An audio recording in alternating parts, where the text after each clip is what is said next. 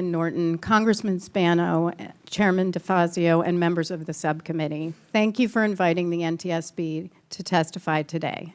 The NTSB is an independent federal agency charged by Congress with investigating major transportation disasters. We determine the probable cause of crashes and issue safety recommendations to federal, state, and local agencies and organizations to prevent future tragedies and injuries and save lives. We are not a regulatory agency in the conventional sense. We do not adopt or enforce safety standards. Since 1967, the NTSB has issued nearly 15,000 safety recommendations, about 2,500 of which are aimed at improving highway safety. Overall, more than 80% of those have been adopted, including recommendations that ensure airbags are safer, child restraint fitting stations are available nationwide, and the design and construction of school buses are improved. Every 2 years, we release a most wanted list of transportation safety improvements to highlight issues that we believe are the greatest risk to safety. Our most recent list identifies 10 priorities, 7 of which affect highway safety. Today, I want to focus on speeding, impaired driving, and pedestrian safety. Speeding is one of the most common factors in motor vehicle crashes. In 2016, more than 10,000 people were killed in speeding-related crashes. About the same number of people killed in alcohol-impaired driving crashes. Yet our attitude towards speeding is much different. It's seen as more socially acceptable. Together, we need to change that mindset. In July 2017, we issued a study focused on reducing speeding-related crashes. We found that, 1, we need to change how we set speed limits in this country. Federal guidance to states is leading to ever-increasing speed limits, and as a result, deaths on our nation's roadways. From 2012 to 2016, we went from 32 states with maximum speed limits at or above 70 to 41. 7 of those states are at or above 80. We need to increase enforcement through the use of technologies like automated speed enforcement and point-to-point enforcement.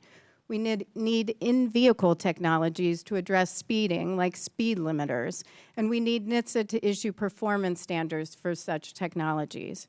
We need national leadership to address speeding, which should include a campaign like Click It or Ticket to change driver behavior and incentive grants to states to encourage them to implement programs to combat speeding. We also need to better address impairment in transportation.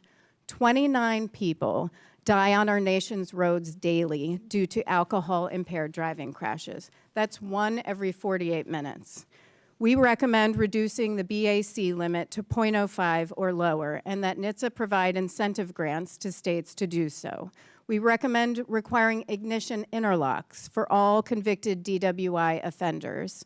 And we want NHTSA to accelerate widespread implementation of technology to enable vehicles to detect driver impairment. Finally, pedestrian safety.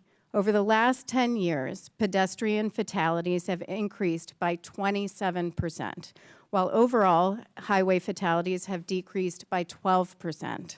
In 2016, the NTSB began investigating a series of highway crashes and issued a study that included 11 recommendations to DOT focused on improving pedestrian safety. We recommend strengthening federal standards on vehicle headlights, improving vehicle designs to reduce pedestrian fatalities and injuries, and ensuring collision avoidance technologies like pedestrian detection systems and automatic emergency braking are standard on all vehicles.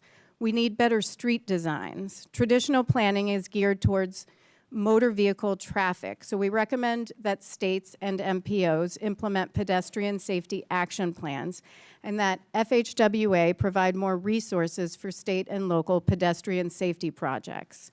Finally, we need better data to support the decision-making process.